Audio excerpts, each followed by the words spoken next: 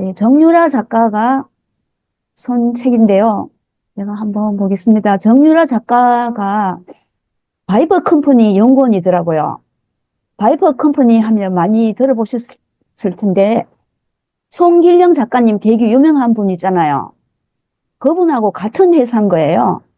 그래서 이제 빅데이터를 이제 분석한다고 하셨거든요. 이분 또 빅데이터를 분석하는 분이라 보니까, 이런 좋은 이제 말에 대해서 설 수 있지 않았나 싶은 생각이 들더라고요. 그래서 이분이 삭막하고 차가운 그런 빅데이터에도 표정이 있다고 하면서 이분은 그중에서 재치 있고 귀여운 것들을 이야기하고 싶다고 했습니다. 그래서 저는 이 재치 있고 귀여운 것, 이 말이 좀 굉장히 마음에 와닿았고요. 이 글을 읽으면서도 마음에 와닿은 게 만인에게 작품이 될 수 있으면 이런 말이 있어요.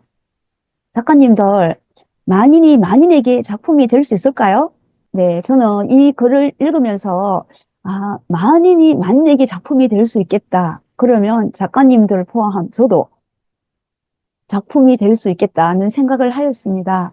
자, 우리가요, 여기 말이 트렌드인데, 말은 계속 변해가고 있고, 요즘 들어서 정말 새로운 말들이 많이 탄생하고 있잖아요. 그런데 왜 우리가 새로운 언어를 익혀야 될까 생각해 보면요. 새로운 언어를 잘 모르면 지금 이 세상의 일부를 이해를 못한다는 거죠. 아니면 전부를 이해 못할 수도 있다고 하네요. 세상의 일부를 이해 못했어요. 음, 뭔가 하면 어느 날 갑자기 보니까 얼굴 천재라는 말이 인터넷상에 막 돌아다니더라고요. 그러면 저는 얼굴 천재가 무슨 말인지 몰랐고요. 또 어느 날 보니까 손민수하다는 말이 인터넷에 돌아다니는데 제가 출처도 모르겠고 그러면 저는 그 말을 아무것도 이해를 못하는 거예요. 그런데 알고 보니까 드라마에서 나온 이야기던데요. 자꾸 접하다 보니까 그게 무슨 뜻인지 알게 되겠더라고요. 자, 그래서 짤, 줄임말, 해시태그, 묶임말 이런 것들이 요즘에 굉장히 많이 유행하는데 이것을 모르면 사람들의 마음도 사회의 생성함도 제대로 읽어낼 수 없다는 말이 정말이잖아요. 그러면 저희들은 이 작가로 살고 싶은데 사람의 마음도 모르고 사회의 어떤 현상도 제대로 읽어내지 못한다면 과연 작가로서 살아갈 수 있을까? 이런 생각이 들었습니다. 그래서 밈이나 짤이나 저는 이런 짤 같은 거 아예 관심이 없이 살았거든요. 근데 밈이나 짤, 줄임말, 해시태그, 묶임말 이런 것들에 대해서 관심을 갖고 배워나가야 되겠다는 생각을 하게 되었습니다. 우리가 어휘력을 키워야 하는 이유가 있는데요. 할 말과 안 할 말을 구별할 수 있으려면 어휘력이 키워야 된다는 거예요. 자, 왜냐하면 인권 감수성도 변했고 성인지 감수성도 변했고 노동 감수성도 변했다는 거죠. 사실 또 우리가 이렇게 사람에 대한 것만 아니라 동물에 대한 감수성도 굉장히 많이 변했죠. 개, 고양이 같은 옛날에는 애완동물이었지만 지금은 뭐라고 말해요? 반려동물이라고 하잖아요. 그래서 지금 이제 어느 석상에 가서 애완동물이라고 하면 그렇게 환영받지 못하는 말이 되잖아요. 그래서 저는 이제 언젠가 이제 교육을 갔어요. 그때 이제 한 50대 후반의 남자분이었는데 성인지 감수성이 너무나 떨어진 거예요. 거기서 본인은 유머로 했는데요. 제가 듣기에는 불편하고 기분이 나쁘더라고요. 그런데 같이 있던 여자분들도 다 같이 웃는 거예요. 그 말을 듣고. 그래서 저는, 할 말과 안 할 말 구별할 수도 있지만, 내가 제대로 대접받는지를 알기 위해서도 이런 것들을 알아야 하는구나. 이런 생각을 하게 되었습니다. 그리고 이제 우리가 보면 편도, 삼김, 착샷, 무배, 뭐, 친추, 문화, 스불제, 고다비 이런 말이 요새 굉장히 유행하고 있는데요. 왜 줄였을까? 처음에 이런 말 나오죠. 비냉이라고 해서 여자친구가 없어 보여서 헤어졌다. 그런 말이 나오잖아요. 저도 사실 줄임말을 쓰는 사람들이 약간 줄임말이 질낯은 말이라고 생각할 때가 있었어요. 그것처럼 어, 줄임말이 질낮은 말이 아니라는 것을 제가 이번에 확실히 더 잘 알게 되었고요. 이제 왜 줄였을까 생각하면 온라인 공원에서 우리가 타자를 칠 때 빨리 칠 수 있는 거예요. 그 다음에 이런 온라인 공간에서 서로 소통할 때는 문학성이 강조되는 것이 아니라 사회성, 서로 소통하는데 더 큰 이제 맥락이 존재하기 때문에 이렇게 줄였다고 생각하고요. 그리고 우리가 어떤 말을 줄이는 것은 그 말을 자주 쓴다. 자주 쓰지 않다면 줄일 필요가 없죠. 이제 자주 쓰니까 줄여서 부르는데요. 편도라고 하면 지금 기차 타고 서울 가는데 편도 차표를 산다? 이런 게 아니라 뭡니까? 편의점 도시락이잖아요. 매일 편의점 도시락을 자주 먹는 사람이 편의점 도시락을 사 먹었어. 이렇게 말하면 얼마나 불편할까요? 편도 사 먹었어. 얼마나 편할까요? 그것처럼 이제 많이 사용하는 사람들이 이런 것들을 사용한다는 거죠. 그러다가 이제 제가요 이렇게 이제 이 편도, 삼김 이런 것들을 하나의 예칭으로 본다면요, 예칭이 많은 사람은 무엇이 많은 사람일까요? 예칭이 많은 사람은 뭐가 많은 사람일까요? 이 책에 애정이요? 나옵니다. 애정. 애정. 예정이 많은 사람 맞아요. 네, 사랑이 많다고 하거든요. 제가 이제 김창옥 강사님 다들 아시죠? 굉장히 유명하시잖아요. 네. 우리나라에서 탑스타 강사님인데 그분이 어느 날 이제 강연하시면서 말씀했어요. 그때 부부들이 모여 있었는데요. 부부들이 서로 어떻게 부르는지를 물었습니다. 여보, 당신 손 들어보라 하고요. 이름 부르는 사람 손 들어보가 있어요. 손이 안 드는 사람이 있었어요. 그러면 어떻게 부릅니까? 하니까 애칭을 불러요. 그래서 그분이 하시는 말이 여보, 당신 하는 사람도 사랑하는 부부고 이름을 뭐 누구누구씩 이름을 부르는 사람도 사랑하는 부부다. 하지만 애칭을 부르는 사람은 더 많이 진짜 사랑하는 관계다. 이렇게 말했어요. 그래서 정말 애칭을 부르는 게 거기에 대한 진짜 사랑이 있을 때 애칭을 부르잖아요.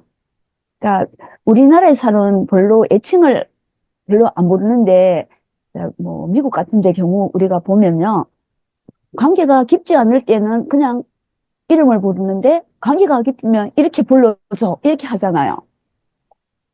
그걸 보면서도 사랑하는 거나 그런 애정이 많은 사람들한테는 애칭을 부르더라고요. 거기서도. 예.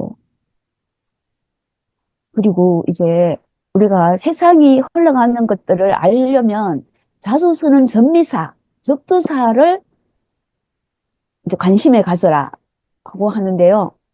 시대의 가치관이 거기에 나타나 있다. 이렇게 했거든요. 사실 우리가 혼밥이란 말 처음 나올 때 굉장히 좀 충격적으로 많이 느껴졌잖아요. 많은 사람들이 혼자 밥 먹는 걸 꺼려하고 그렇게 하는데 지금은 혼밥, 혼술, 혼영 굉장히 당연한 걸로 받아들이고 있잖아요. 그게 시대의 흐름이 옛날에는 함께 하던 세상에서 지금은 혼자 어떤 것을 해도 아무도 이상하게 바라보지 않는다. 그런 세상으로 바뀌었잖아요. 그리고 K-팝, K-장력, K-푸드, K-방역 이러한 것들이 우리나라의 위상을 말해주잖아요. K라는 말을 붙여서 그리고 혼자도 모든 말에 다 붙을 수가 있고 K도 모든 장르에 어떤 말에도 다 붙을 수가 있잖아요. 그래서 이것을 통해서 세상이 어떻게 흘러가는지도 우리가 알아볼 수 있다는 것이 새로운 장르, 빵찜술래라는 말. 이제 술래라는 말을 했을 때 엄청 뭡니까? 다른 의미로 다가오죠. 사실 빵찜술래가 어떤 거룩한 행위 가치도 느껴지거든요. 그래서 어, 그 호캉스가 또 나왔고 커피, 오마카세, 엄마카세, 아빠카세, 뭐 카세도 온갖 말에 다 붙더라고요. 저는 이제 커피 오마카세 한번 가봤거든요. 어, 이제 딸이 알바하던 곳이에요. 그런데 이 사장님이 이제 동네 이제 카페를 하고 있는데, 두 개의 카페를 하고 있는데요. 뭐 외국에 가서 커피 만드는 걸 배우고 오기도 하고, 그래서 자신만의 어떤 커피에 대한 이제 자긍심, 이제 엄청 그게 애정하시는 분인데, 직접 뭐 볶기도 하고 다 하시는 분이거든요. 그래서 한 번씩 오마카세를 하는데, 이제 제 책을 있잖아요. 그분한테 선물을 했어요. 그래서 답례로 한번 오라고 해서 갔는데요.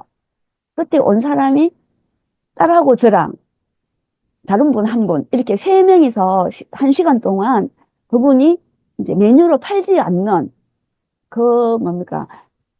그 시기에 맞는 식재료를 선택해서 커피도 하고 차도 만들고 해서요. 여러 가지를 대접하는 그런 과정이었어요. 그래서 또 커피에 대한 이야기 듣고 서로 이야기하면서 이제 한 분이 오셨는데, 그분은 사장님을 굉장히 좋아하고 이 집 차를 굉장히 좋아했어요. 항상 뭐 이분 이제 이 사장님이 이렇게 전국으로 다니면서 강의도 하시나 봐요. 그래서 이분이 하시는 행사가 있으면 꼭 간다고 하더라고요.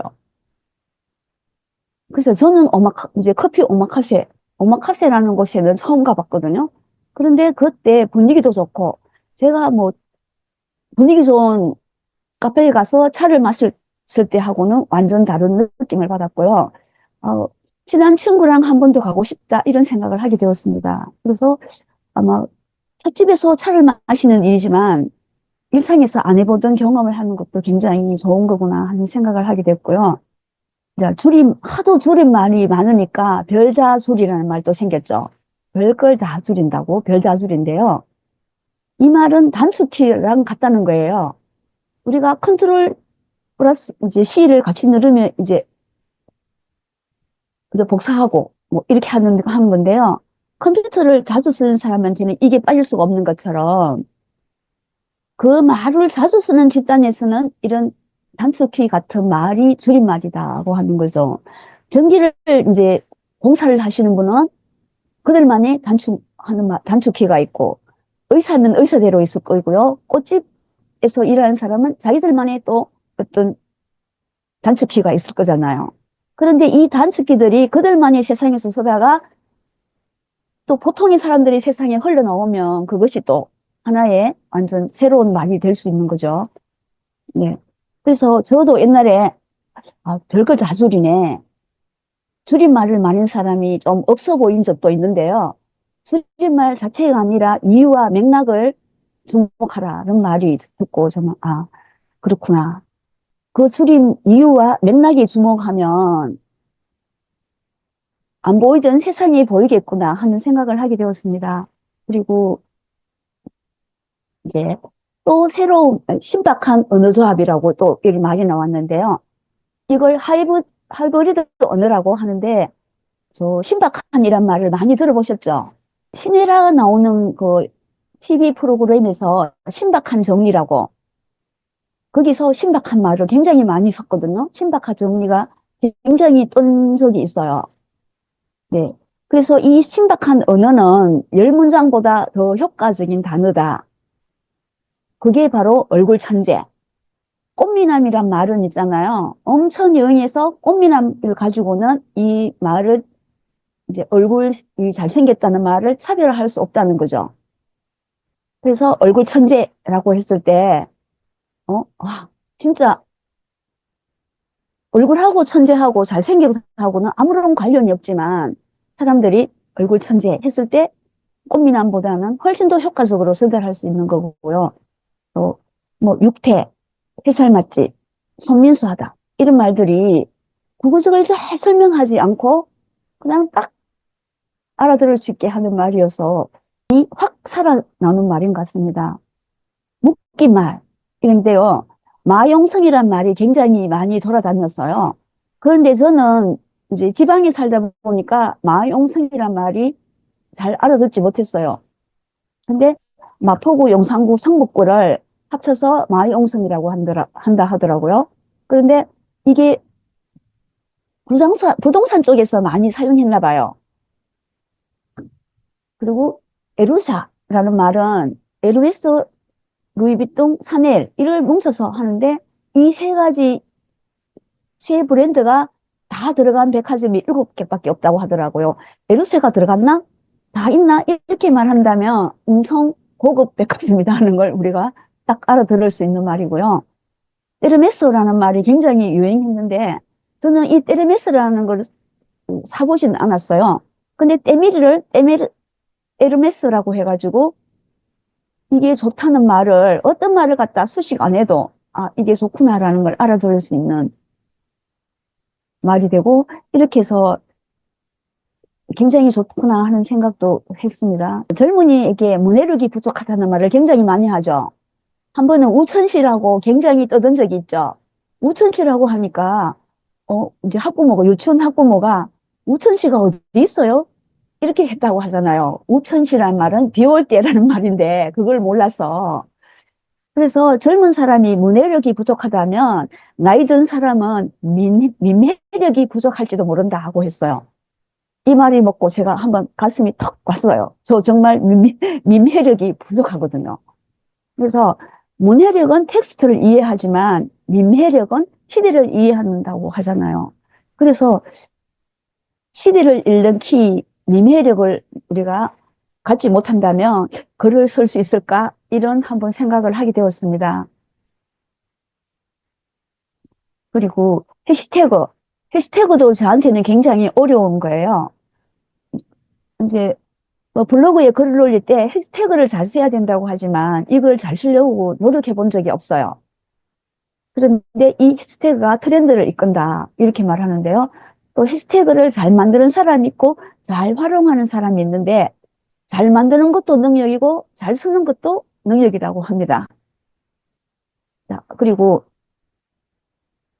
이 해시태그가 시대상을 읽기 위한 텍스트라고 하네요.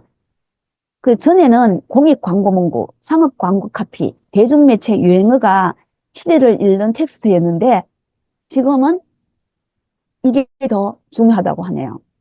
그래서 우리가 해시태그를 무시할 게 아니라 어떤 사람들이 어떤 해시태그를 쓰는지 개인이 어떤 생각을 갖고 해시태그를 만드는지 좀 알아봐야 한다고 하니까요. 저도 해시태그에 대해서 조금 공부를 해봐야 되겠다는 생각을 했습니다. 그리고 취향이 모든 것을 결정한다고 하는데요. 어, 전에는 비일상이 지닌 특별함을 이제 가치 있게 했다고 하잖아요. 왜냐하면 어디 엄청 이제 멋있는 데 가서 사진을 찍고 올리거나 아니면 뭐 엄청 비싼 음식을 먹거나 이런 것들이 가치 있게 생각하고 막 이제 인터넷에 올리고 했는데요. 지금은 일상의 반복성. 자기가 아침에 몇 시에 일어나겠다. 아니면 뭐 자잘한 습관, 그 루틴을 하는 것이 더 가치 있게 여겨주는 세상이 됐다고 하는데 사실 그런 거 맞죠?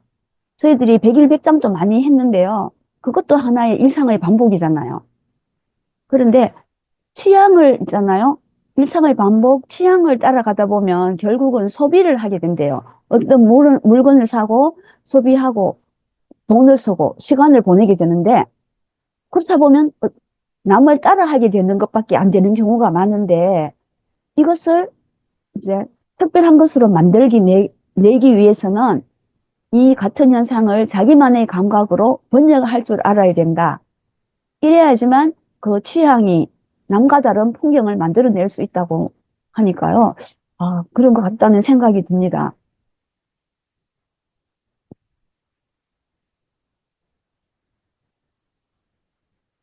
자, 그래서 이 취향에 대해서 이야기하려면요. 저는 전에 김갑수씨 유명한 분이 있는데 그분이 커피를 굉장히 좋아했대요. 그래서 커피도 이제 여기저기 뭐 각 원산지 커피를 다 사고 또 직접 뭐 뽑기도 했다든가 하면서요. 또 커피를 우려낼 수 있는 기계, 가는 기계 막 온갖 거 다 사서 있잖아요. 그걸 즐겼대요. 그러니까 커피 박사가 된 거예요. 내가 좋아서 하는 일이. 그러다 보니까 어느 날 커피를 강의해달라고 연락이 왔다고 하더라고요. 그래서 커피 전문가로서 강의를 하게 됐다는 거예요. 취향이. 그래서 이렇게 취향을 있잖아요. 굉장히 몰입해서 열심히 하는 걸 우리가 덕질이라고 하잖아요. 사실 이 덕질이 어떤 뭐 연예인 좋아해서 덕질하는 사람도 있고 드라마를 좋아해서 덕질하는 사람도 있고 막 그렇잖아요. 그래서 제가 이제 드라마를 그 뭡니까 지금 정연이를 제가 봤거든요. 너무 재미있어서 잘 안 보는데요. 그런데 정연이가 궁금해서 내가 유튜브에서 찾아보니까 정말 이 뭡니까 이분들이 분석도 잘하고 또 아, 상상해서 또 하고 막 온갖 영상이 다 올라와 있더라고요. 그래서 완전 전문가가 다 되어 있는 거예요. 그래서 이 덕질은 어휘력에 이롭다고 했는데 제가 커피에 대해서 말한다면 아, 이 커피는 쓰다, 이 커피는 달다, 이 커피는 싱겁다 이런 것밖에 할 수가 없어요. 근데 그 김갑수 씨가 커피에 대해서 말한다면 얼마나 생생하게 그 말할 수 있겠어요. 그러니까 우리가 덕질은 고해상도의 언어를 사용할 수 있고 그것이 더 선명하게 다른 사람에게 전달할 수 있기 때문에 사실 영업력인 어휘력에서 온다는 말이 그런 것 같아요. 어휘력은 깊이 파고들고 거기에 대해서 알아야지만 되는 것 같거든요. 자, 아까 있잖아요. 만인이 만인에게 작품이 될 수 있다. 저도 그렇게 될 수 있는 것 같은데요. 그것이 자, 덕질에서도 오는 것 같습니다. 취향이 덕질이 돼서 그것이 만인이 만인에게 작품이 될 수 있다고 생각이 되는데요. 행복은 디테일에 깃든다고 하거든요. 디테일은 애정이다. 제가 그 김갑수 씨의 커피 사랑이 정말 있잖아요. 그 애정이 같거든요. 그분은 커피를 마실 때 얼마나 더 행복할까요? 그 섬세한 맛을 다 느낄 거잖아요. 저는 커피에서 아, 이 커피 좀 사. 물 좀 태워야 되겠어. 이 정도밖에 못 느끼는데요. 그 디테일에서 행복을 느끼고 그 디테일은 애정에서 나온다는 거죠. 그리고 세밀한 언어를 쓰면 구체적으로 행복해진다고 하거든요. 제가 이제 제가 말씀드리자면 이제 제가 자연물로 만들기를 하잖아요. 그러면 솔방울을 가지고 이걸 뭘 만들 수 있겠어요? 사람들에게 물어보면요.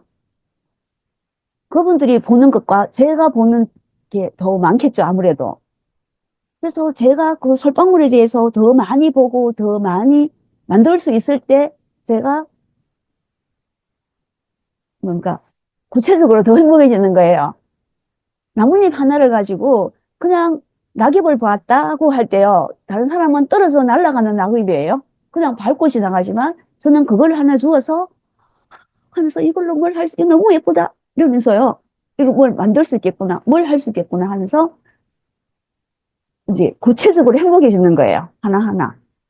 그래서 제가 이런 행복감이 구체적으로 느끼는 행복감이 다른 사람한테 전달될 때 만인이 만인에게 작품이 될 수 있지 않을까 이런 생각도 해보았습니다. 그리고 미침이 부끄럽지 않는 세대라고 하는데요. 서돌이란 말이 조금은 강하게 들리고 광인이란 말도 조금 강한 말로 들리거든요. 그런데 서돌이라는 말은 쳐돌아 버릴 정도로 무언가를 좋아하는 사람이라고 하니까요. 너무 강했어서는 이게 그런데 또 김치 광인, 무슨 광인 이 미쳤다는 말인데 너무나 진짜 미칠 정도로 좋아하는 사람을 이렇게 부르는데요. 어, 어쨌든 저희도 이걸 이해는 하지만 저는 별로 쓰고 싶지 않은 말이기도 하더라고요. 네. 그리고 저는 이것을 이제 읽으면서 배우고 느낀 것인데요. 줄임말은 애정이 담긴 말이다. 새로운 언어를 알아야 세상을 보는 시야가 넓어진다. 시대를 읽으려면 민폐력이 있어야 한다. 덕질은 언어의 해상도를 높인다. 시대를 읽는 텍스트가 해시태그로 바뀌었다. 이런 것들을 제가 배우게 되었고요. 그리고 이거 새로운 언어와 해시태그에 관심을 가져야 되겠다. 이런 생각하고요. 네, 처돌이란 말을 쓰려니까 약간은 제 마음속에 부담감이 생기긴 하지만 어떤 것에 처돌이가 돼서 덕질을 좀 해봐야 되겠다. 그래서 작가로서 언어의 해상도를 좀 높여야 되겠다, 이런 생각을 하게 되었습니다. 감사합니다.